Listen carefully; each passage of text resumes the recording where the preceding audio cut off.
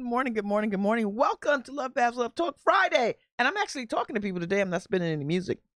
I've got Dexter Singleton and Elizabeth Nearing, who, you know, I love Elizabeth Nearing, and I'm starting to dig Dexter too. But well, thank you. They are here from Creative Consciousness. Yep, Collective Consciousness. Collective Consciousness, Creative Collective. Yeah. And they've got this new play starring my girl, Gracie Brown. Mm-hmm. And Elizabeth, you are directing. I am. Now, I heard about this because you were on months ago. Yes. And you kind of gave a little hint to this. Mm-hmm. And you mentioned that Gracie was in this part. Yes. But you didn't give me a whole lot. Yeah. Then. Yeah, we were trying. Yeah. So, all right, spill, dish. What's this play about? Why is Elizabeth directing it? Okay. Great question. Great. So this play is called Rashida Speaking. It's written by Joel Drake Johnson, who's a Chicago-based playwright.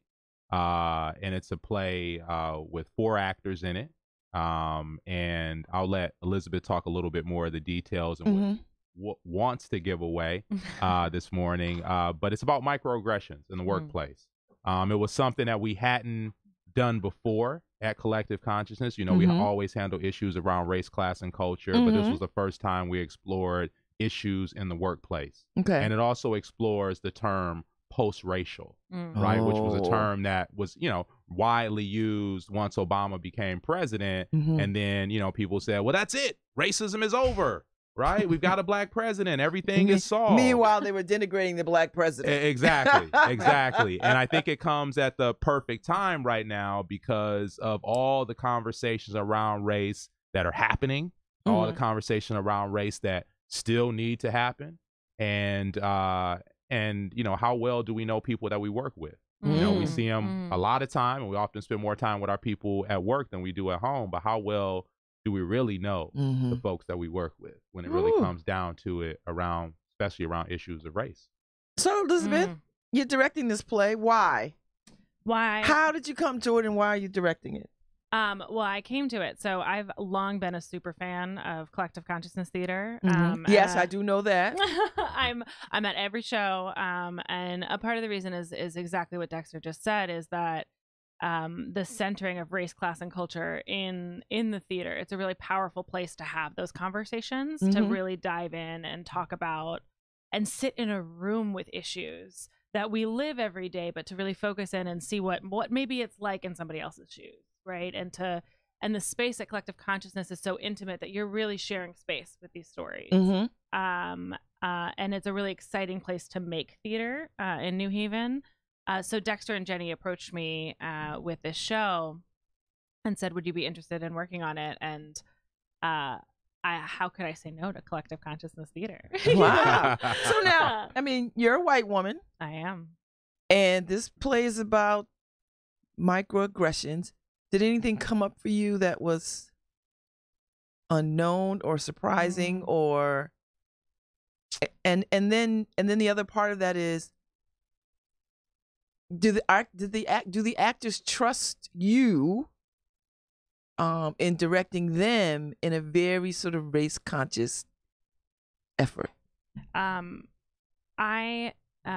Great question. So I pride myself in building a space that is founded on values of trust, inclusivity, anti-racism, and like the room to build together and really collaboration. Those are things that I think are fundamentally important. And on top of that, joy. Joy is a real central value to me. And I think that trust can be built through some of that shared joy too. So in our process, like working with Gracie Brown, with Susan Culp, these actors are so exciting and so ready to dive into these conversations. And as a white woman who I often work in spaces where I am one of the few white people in the room. And I have never heard that from white people. Yeah. I'm used to it being the other way around. Yeah. So what is that like for you?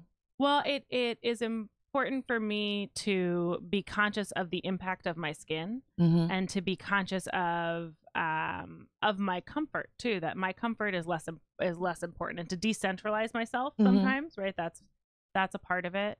And to interrogate myself you know, and make sure that I am making room for centering other voices in that work. And something in terms of microaggressions, the term was coined by psychiatrist or psychologist Daryl Wing Sue in the 70s. And a part of it was coming out of the civil rights movement. People were saying, "Oh, we did it! We fixed American racism." How many times have we said that in the course of this country? Emancipation, we fixed it. We fixed it. Well, I think it was Brian Stevenson who said that, like, we treat the civil rights movement like it was a 3-day festival, like, you know, and it's not. It's still going, right? And so Daryl Wing Sue talks about these everyday indignities, and I love that he uses the word indignities, because there are ways that white people in America prioritize their comfort, our comfort, over the lives of people of color, and that is dehumanized. I mean, it's something that happens in small ways every day, and there's lots and lots of proof out there that those everyday little indignities wear down and actually make people sick.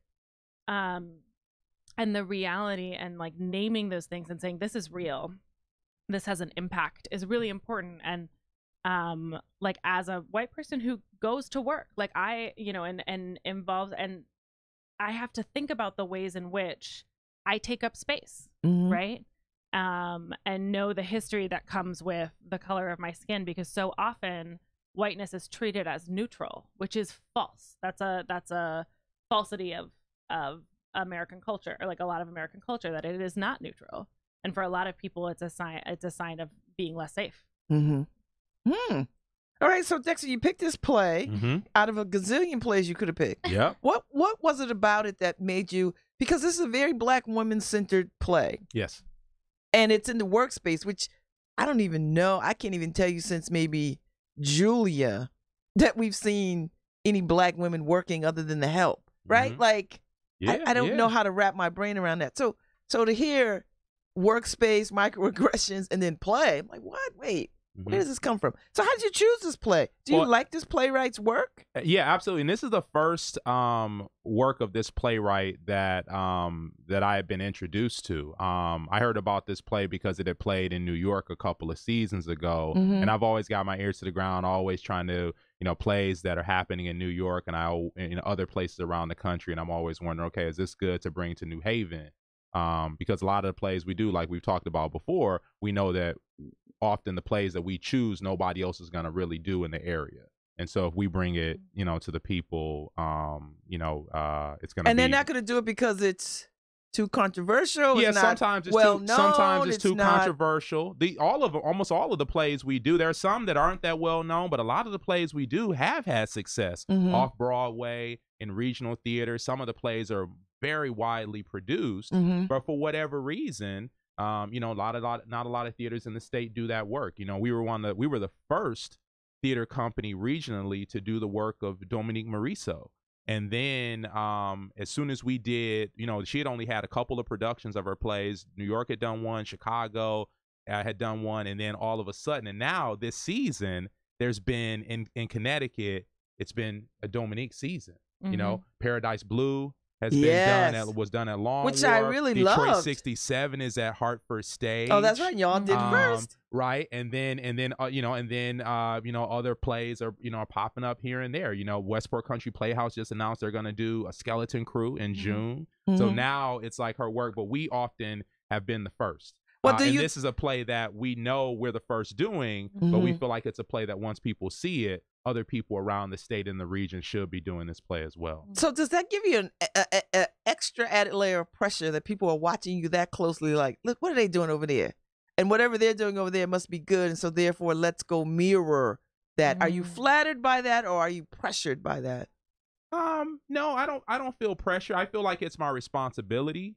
And our company's responsibility to bring work, and that's why we were created, because we want to do work that obviously is on the pulse of race, class, and culture, that handles current social issues affecting society. We are small, so we don't always have to necessarily worry about all the time about if we don't sell this many tickets, it's going to be, you know, awful. It's not always that for us. We can take those liberties and take those risks that sometimes a bigger company can't do. And we feel like that's our responsibility, because I know, Jenny and I know, if we don't do it, nobody else is probably going to do it. Okay. So we have to be the ones that have to be the trailblazers in that. And we hope that when we introduce that work, other people do it as well. And well, you've seen that example. Yeah, absolutely. I mean, you've already seen it, that people have sort of like, you introduce something and people are like, oh, who is that? We have to have that. We have to, let's go see what else that person does. And let's, like, you know, mac it. And I don't always know. I'm wondering, like, why isn't anybody doing it? I make an assumption or a guess on why people might not do it. But, you know, I'm not sitting in the room. Well, it's because there's not people like you sitting in the rooms. That's right. And if they're not sitting in the room, if we're not at the table, then the world view is limited. Yes. They're not thinking beyond whoever's in that room. Exactly. So I'm excited about the new guy coming from the Long Wharf. Yeah. Because I'd really like to see some more flavorful things come. And not just for Black folks. I'm talking for Latinos and, you know. Right. And there's a word that Jacob Padron uses. There's a kaleidoscope, which I think is really exciting to think about the breadth of humanity that can be portrayed on stage.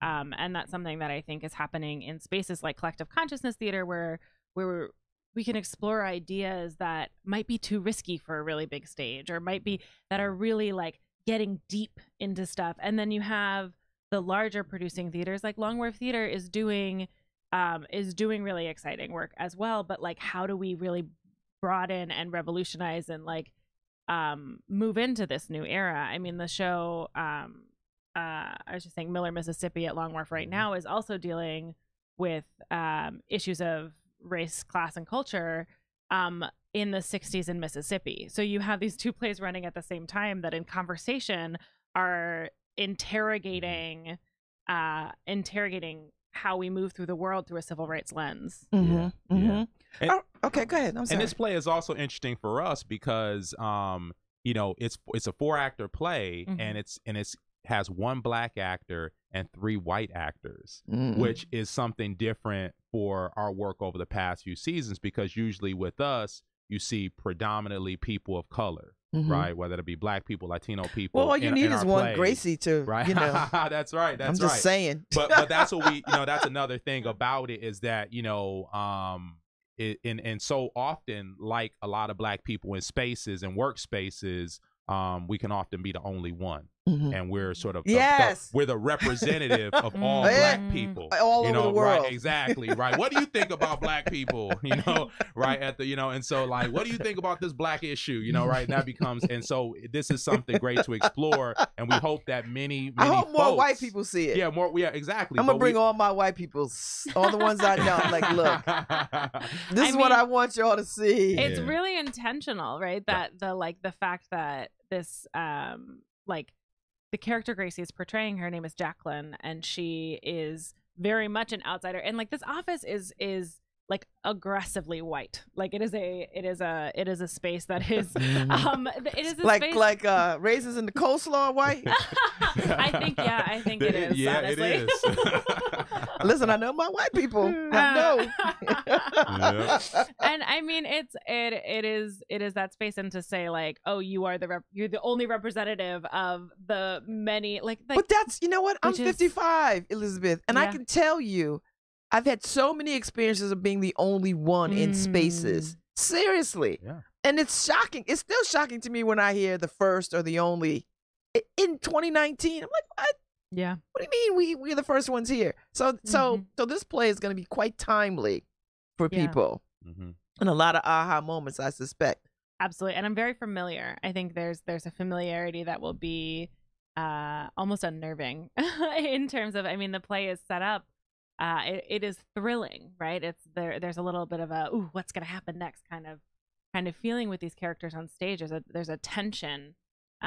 Because Black people always have to hold themselves in check in these spaces. When we are in other people's spaces, we always have to hold ourselves in check. Our tongue, our posture, the way we look, the way we all of that is always suspect. Yes, and it explores that too, of sort of like, you know, briefly about code switching, right? Yeah. And sort of, right, as what we know, right, as Black folks, is like, you know, in the role we play in the mask, right? We, you know, we wear to get through that work day, and then how those things change. And so it definitely plays on that, of the code switch that, you know, that people have to make. You know, for survival, right? As Black people, we have to do that to survive and protect ourselves in workspaces.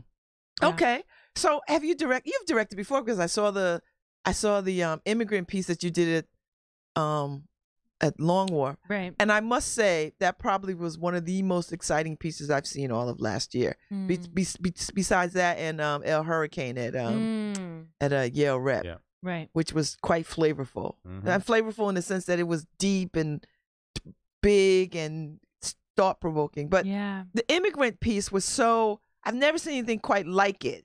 I mean, I think the only thing that comes close to me is like when I see Anna Devere Smith tell stories in voices.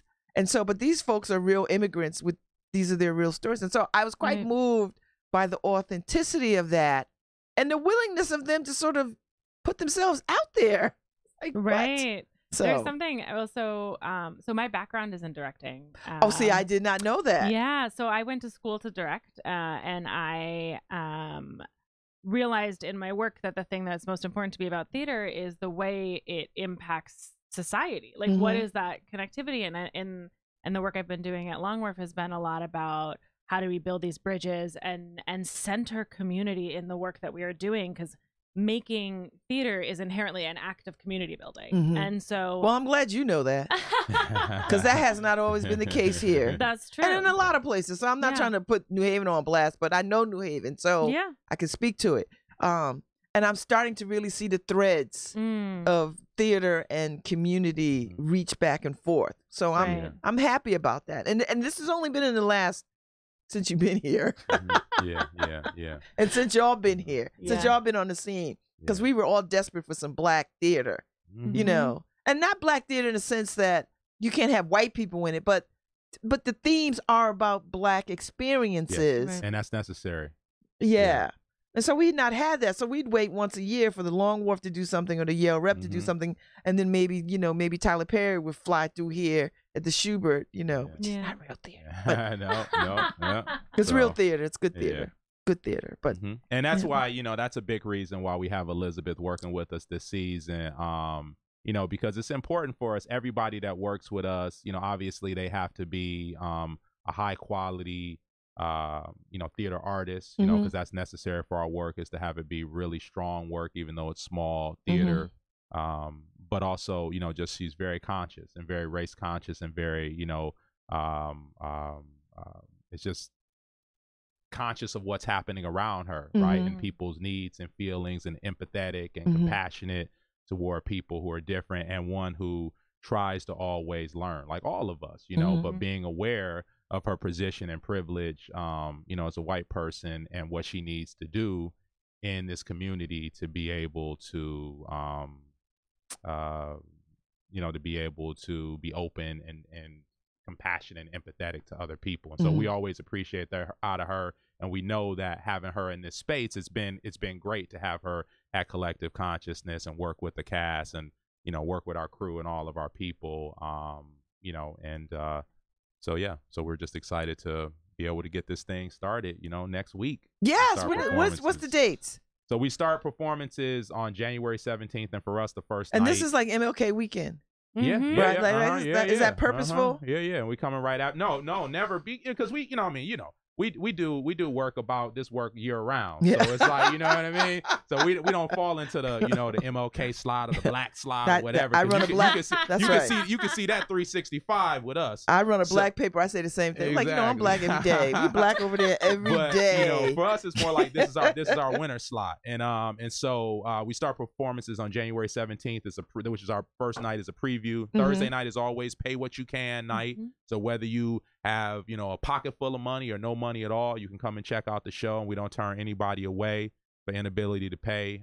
Just whatever you feel you can give is what you give. And then the 18th is our official opening next Friday. We're going to be having an opening night party following the show down at Brigamos. I'm gonna just walk right downstairs. I'm gonna have to come over there. Gonna have food and drinks and talking about the play, and the actors will be there, and the cast, you know, the rest of the crew, Elizabeth and folks from CCT to talk about the show. The show is and then it runs for 3 weeks, Thursday through Saturdays, with a closing matinee on February the 3rd at 3 p.m. But tickets are on sale now.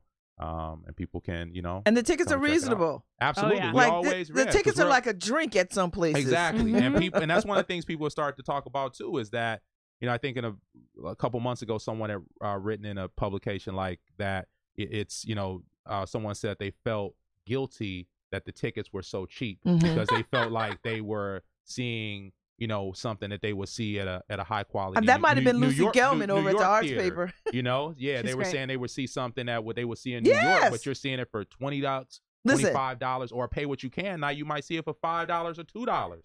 Listen. Hamilton tickets in Hartford at the low end was $200, and I'm not knocking that, but $200, and people paid it. It sold out. People paid it. So listen, but for the price of a drink, you get some real world-class theater. Yeah.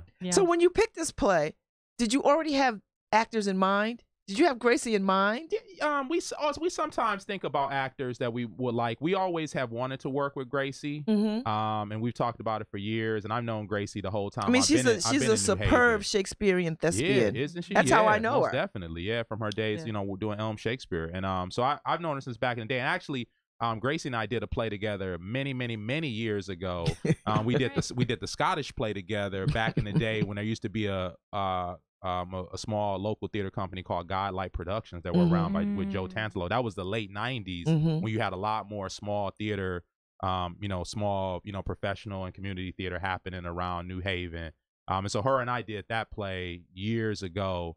But that's the last time I think we worked together. And then she did a reading at CCT with Aaron Jafaris, one of Aaron Jafaris's new plays a couple years ago. And then she was always asking like, hey, when is that opportunity to come back? When is the opportunity? So we've been talking for years. Okay. And then when we did this play and chose this play and got Elizabeth on to direct, then it became like, okay, maybe Gracie is our person for this. But it also is introduced to us, the other actors are also equally superb. Right. Susan Cope, who's very I saw well the known pictures. Yeah. She's I've been loving the tons pictures. of stuff locally. Her whole family, they're all actors. Yes. The whole Cope family. You can see them at all the different theater companies around town. Her son has been in a couple shows with us. Her daughter has done work for us. Her husband has been in shows with us, was in Freshworks last summer. So we've hired the whole family. Susan was the last one left.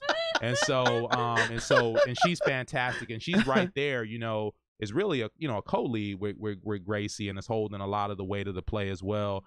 Ethan Warner Crane is the other actor who plays the doctor in the play. He did a show with us years ago, We're Proud to Present, that we did a few seasons ago. He's a superb young actor from the Middletown area. And also Deborah Walsh, who a lot of people know.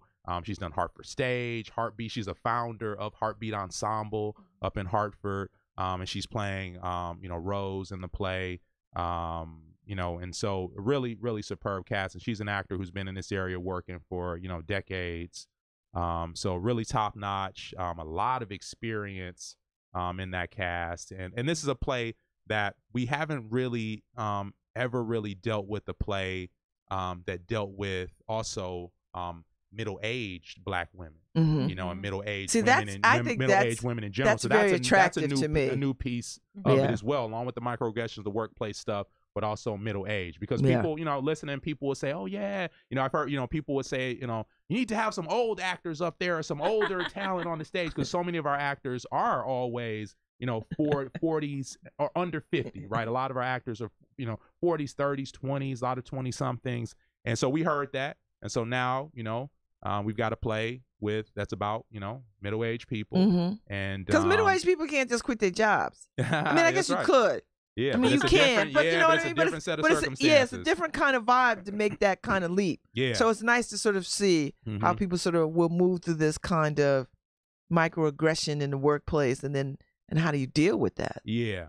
So it fits nicely amongst the three that we have this season, and then the next play is a totally different play. What's the next play? The next play is called The Royale. It's inspired by the first black heavyweight champion, boxing champion, Jack Johnson. Wow. Yeah, so we're really excited about that. Are we gonna see some musicals come out of Collective Consciousness? You might. We got a couple that we're looking at now, some pieces that have music. Because, we've done music in the past. Yes. Stuff with Kingdom, all of our stuff with Aaron Jafaris, Kingdom, and How to Break, and all those plays. I've still not gotten over there to see it play. But you got to come and see this. Oh, I'm coming to see Gracie. Yeah. Oh, I might come see her every night y'all open because I love her. And and I'm going to make my schedule work to see it. So you already know the next play coming. Yes. The next couple of plays or the next one? Yeah, so the next play, and the Royale is the one that ends our season. So that's our spring play, and that'll run March 28th through April 14th. And when do you start that? That starts rehearsal right after this one. So this play closes on February 3rd, and they start rehearsal, I think, the February 18th. Wow. 17th or 18th. And so it's a 2-week, we'll clear that set, move those things, and David and Jamie do what they do, and we'll move on and move to the next one. And that's also another thing too, is that I always want to credit with the cast as well, but we have a phenomenal Jamie Burnett and I go way back. Phenomenal design. We go way back. Yeah, everybody knows the great work of Jamie Burnett. The master of light. I mean, this guy really. I always tell everybody. He is a Broadway level, highest level, whatever you want to call Broadway, top notch, 5-star, whatever it might be. Well, his people's comes from television background. Oh yeah. And his father, was did work with Hal Prince and everybody. Awesome. He was one of the original investors for Hal Prince's shows. And so Jamie Burnett, who's a phenomenal lighting designer and set designer, David Sepulveda, who really is a very underrated set designer. He's an excellent. He's a phenomenal artist. Have you seen the work he's done? We've been seeing it for years at CCT. And when you see the set, people talked about how they loved the set from Jesus Hopped the A Train, the bars and that prison setting. When you see this set, it's an office. We turned it totally into a work office. And just from every show, how these guys just change from show to show, and it's just like nothing to them. They can do it so easily. And then also, Carol, who is our costume designer, who's a phenomenal costume designer, one of the best in the area. And then our stage management team, everybody just top to bottom is top notch. And so, the actors always get the praise on stage, but our crew is the one that really, they make things happen just as much as the actors and directors out front. And Jenny and I have just, make anything we want to happen in that small space. They do their best to make it happen, and they really do a phenomenal job. Do you see yourself stepping into a role? I have in the past. Yeah, I've done 2 shows with Collective Consciousness. I did Detroit 67, our very first one 5 seasons ago. And then a couple years ago, I did We Are Proud to Present. And that was, I think 2 or 3 seasons ago. And so but I direct so much here and other places now that me getting on stage is a rare thing, but I hope to, because I love acting still. And people forget that I'm an actor. A lot of people know me as such a director and producer. They're like, really? You act? Yeah, I do act a little bit, back in the day. So, yeah. A little bit. Listen to Dexter, a little bit. Incredible. So, yeah. I like that. So are you pleased with the direction of the theater? Absolutely. Okay. We always just want more people to come. Like any theater, we want more people. We would love to have it sold out every night, and have more people know about who we are, and just come down and know it's affordable and it's good and it's welcoming. We have the most diverse audiences that you'll see, kids, old, young, all different races of people that are there, and enjoying the experience. And, actors always say that work with us for the first time, they say, man, your audiences are like ones we don't see, because we don't have that regular theater going audience. We have some people, they don't go to the theater other than coming to CCT. So they don't know, like, oh, I'm supposed to sit a certain way, and I'm supposed to, clap a certain way, and I'm not supposed to applaud or make a sound. I'm just supposed to be completely silent, right? Like how that, traditional theater etiquette is, because our people come, and you come to a CCT show, I know how and you get people going, you better say it. Right? And they respond, and we love it. And the actors love it too. Yeah, exactly. Like black church. Yeah. Exactly. Because that's what it should be. You know what I'm saying? And people should love and enjoy the show how they enjoy the show. Right. And if they want to, all those things are acceptable, and they can do it and enjoy it and love it and have a good time, and that's what it's about. I mean, I think something. Oh, sorry. No, I was gonna ask you a question, but go ahead. Oh, I was just gonna say something I love about CCT is it's also celebrating local artistry. To Dexter's point, that like the artistry on stage are like artists who are making and working in New Haven, and just like New Haven is so rich in talent. I would agree. And there are just some really brilliant people. Like the thing that's amazing is and maybe worth mentioning is that like we have this brilliant cast, but there are also a lot of brilliant people that we couldn't cast. You know, like that there is actually there's such a wealth of creative people doing awesome stuff in New Haven, and that's one of the things that makes me so excited to work at Collective Consciousness, because it's this incredible play space for those artists. And it was like I was saying to you, but once before when we were on last time, is people would ask when they see an actor on stage, they'll say to me afterwards, where did you find them? Where were they at? I've never seen them before. Where have they ever done anything anywhere else? I said they're around. They're around. They may just not. Some of them aren't doing it full time. They may have day jobs or different other responsibilities. Or they do theater in other places. Or they're doing theater in other places. And they're super talented. And at CCT, people know it's open auditions. Anybody can come out. That was my question. Yeah. Like, how do you hold open auditions? Yeah. Like people come, they bring their whatever you bring to an audition, and they come out. We have often every fall we have a sort of a casting call for the season. Usually in the summer. The whole season. Yeah, so people come out and audition in the summer, and then we do a one in the early fall, and then throughout the years we cast the different shows.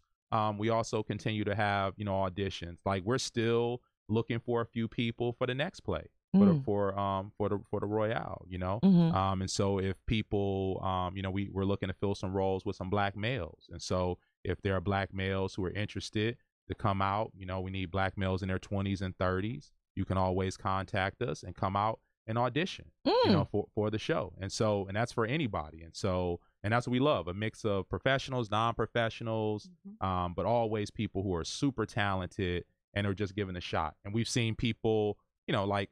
Example, Malia West, for example, who now is at the Yale School of Drama, who is in a play this weekend at the Yale Cabaret. And she started with Collective Consciousness. She moved here from Atlanta, was working at Concat. Also, I love hearing this. With Steve Driffin in the after-school program. Somebody said to me, hey, there's this girl that works at Concat with Steve who's super talented.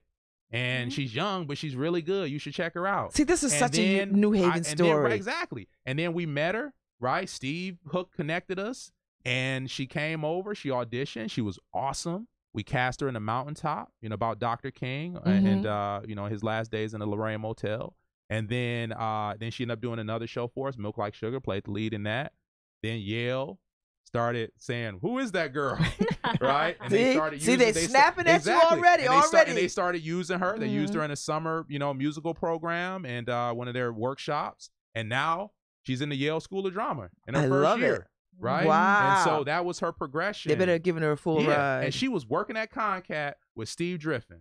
Right? Wow. Right over there that working Concat with her. is an incubator. Right? And she is, right. All that talent, right? That's right here in New Haven, working in the community, working in New Hallville. Isn't that a great New Haven story? That's a great New Haven story. That's a great New Haven story. But that's how we want to connect people, and that's what we feel like we're here for, and that's what the meaning of collective consciousness is, right? Everybody working together, coming together for the greater good. So, Elizabeth, how do you know how do you measuring your success at this?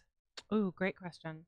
I'm a professional, Elizabeth. I do this for a living. I know. I say that every time you have a question. I'm like, oh, that's really good. I'm not surprised that it's a good question. It's a way to stall. I know. That's what I was like. Let me just shut her down. Shut me down. Just shut me down. That's fair. Because I want to know how are you going to measure your success at this? Really, in other people. I mean, I think that if success is only driven from what I think, then it's probably not going to be the best version of the thing. But actually, there is something underneath that for you. Yeah. Right. There is some personal pleasure, satisfaction, accomplishment. What does that taste like and feel like? For like when this is done, how do you measure this? How do you gauge this? How do you reference this after this? I think one of the big things for me is in the questions people ask afterwards, and what are people going to leave the room talking about? Like if somebody gets up and is like, so what do you want to have for dinner? Do you want to go grab a drink over at, then I'm like, oh, okay. I don't know if that did it. But if somebody comes out and be like, oh my gosh, the moment when this or the moment when that, or like, do I ever do that? Like if somebody came out of that show and was like, oh my gosh, have I ever done that? Then like that would be like, so I think the kinds of questions people are asking themselves, asking each other, living in. I do also like with this play in particular, there's like, you know, how the audience plays with the play. I mean, realistically, like the audience is the most important character, right? That there is, and what you're saying about the way in which collective consciousness audiences respond to things, like this play needs that. So once you have that relationship between actors and audience, you can see how they play together. And I think that if that relationship is good and there's good bounce back and forth, then it'll feel like a success. Okay. I like that. And I think measuring the like kind of energy in there and the questions people ask, that's what's gonna tell me, okay, something is working here. Okay. Is there some opening night ritual that collective consciousness does? Is there some historic thing that y'all do, or no, not yet? Prayer not yet. circle, a song? I mean, what? each cast, has their own thing that I think they develop over the course of a, rehearsal process. And so whether that's, some people joining and gathering up for prayer, whether that's, yoga or meditation, or because theater is grueling, right? Absolutely. Like once you're on, it's a sprint. And these are tough plays too, because these plays, it's not like, they're getting up there and doing just, ha ha ha, just some, goofy, comedy, right?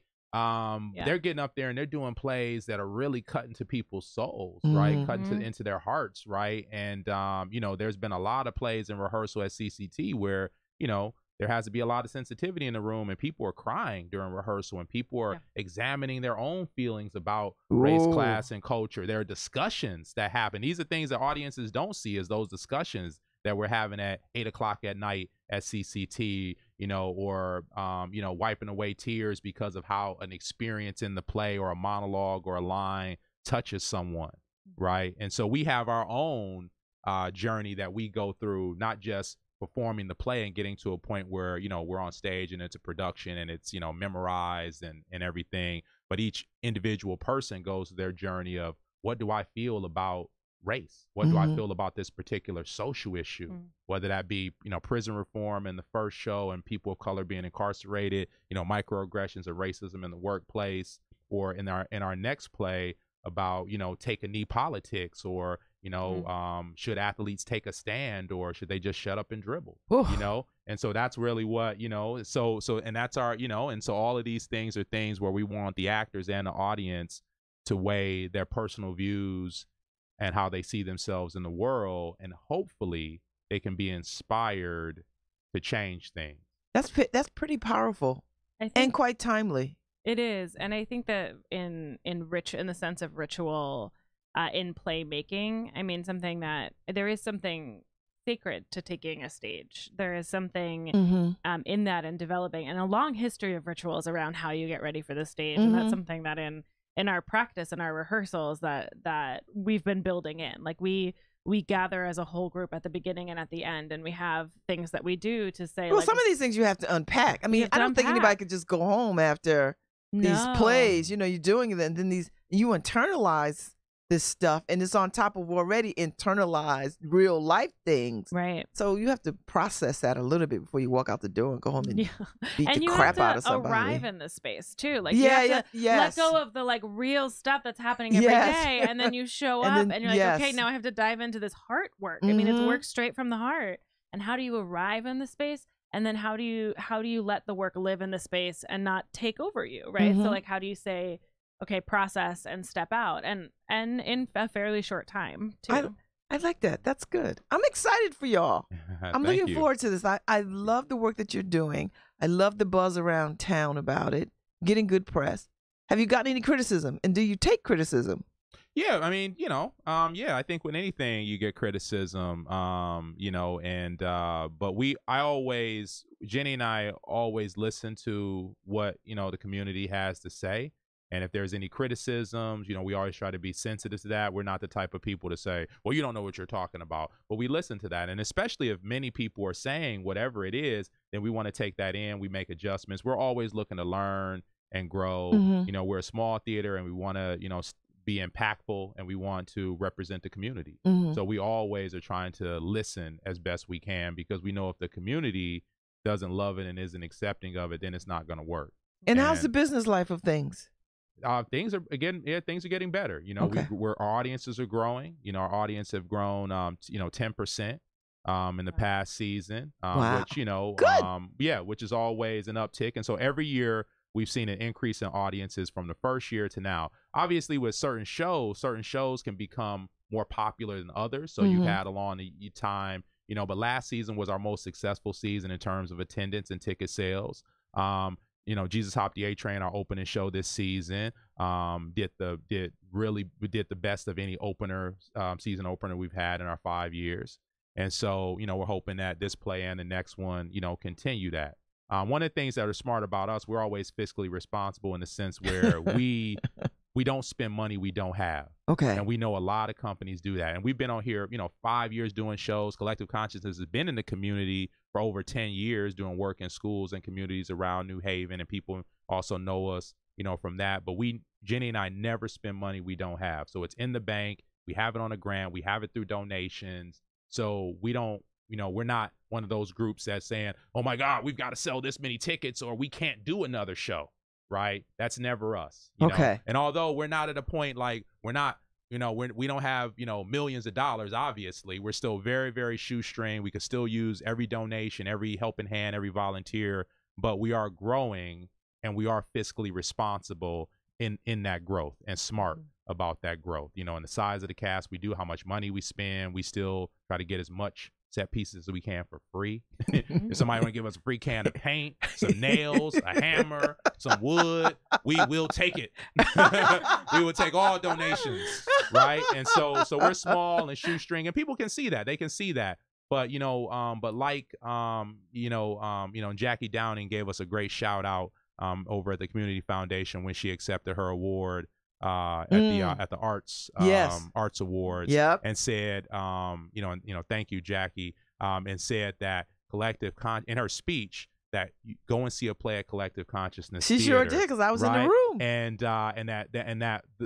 that those people coming to see the show could be what actually helps us to push us to the next level, because we are trying to get to the next level. We are. And what is the next level? We have to go in a minute, but what is the next level? It's for us. It's having a space of our own. We love a regular square, but we're looking at eventually having a space of our own. We want to be able to have a bigger space, so that we can do a wide range of things. We want to be able to do musicals. We got a lot of musicals that we love. You know I love a musical. Yeah, I know you do. Yeah, we want to be able to give it to you, Babz. We want to, but we need a bigger space to be able to do that.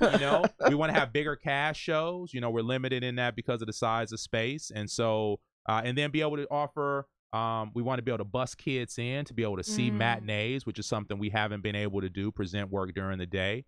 And do more community programs, things on Saturdays. We would love to be a space that all weekend kids and families can come to and participate in things all day long, whether that's poetry workshops, theater, dance, whatever it might be. And we really see ourselves now, but even bigger, to be a community center, for the people that use this theater as a catalyst for social change. Oh, I'm excited. Yeah, so we got big plans. Well, you know what? I feel like I'm a part of this now. I'm in. Whatever I could do to help, let me know, because thank you. Even though I have not seen a play, but this is gonna be I'm gonna see this play. But you will soon. Oh no, I will see this one. I'm coming. I may come for the before the opening. Hopefully, please. I'll come for that.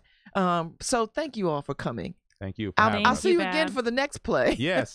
We'll be excited to talk about the Royale. Yeah, I want to talk about that. I love boxing. Yeah. I do. I'm a huge boxing fan. Yeah. And I used to do PR for some boxers back in the day. So yeah, right. Ooh. So I like boxing. So that's awesome. Well, it's nice to see you, Yes, Dexter. nice to see you too, to see you, Babz. Elizabeth. Yes, thank you, You know, Babz. great success to this play. Tell people where they can reach out for tickets and stuff like So that. you can get tickets from our website, collectiveconsciousnesstheater.org. And just as soon as you get on the page, just click the link to buy tickets. It'll take you right to our ticket page. You can also buy them from Ticket Leap, ticketleap.com. Just type in the title of the play, Rashida Speaking, and it'll take you right to our page. I love the name Rashida. Yeah, yeah. And in the play, I don't want to give it away how they, how that title of the play is what it is. But when you see the play, they talk about how they came upon that. Okay. And so I'll leave it a secret right now. You got to see the play. Oh, so now I tickets gotta are $25 for adults, $10 for students. Mhm. And then, like we said, every Thursday night is pay what you can. So if you can't afford 25 or 10, come on a Thursday night and you can pay $1, 50 cents. If you don't have anything in your pocket, give us a piece of lint, whatever it might be, right? Or if you have $1 million, you can give us $1 million too on Pay What You Can Thursday. It's a perfect time to do it, All actually. are welcome, Yeah. absolutely. Thank you, Dexter and Elizabeth. Okay. Have thank a you. very you. good weekend. Yes, you too. Thank you. All right.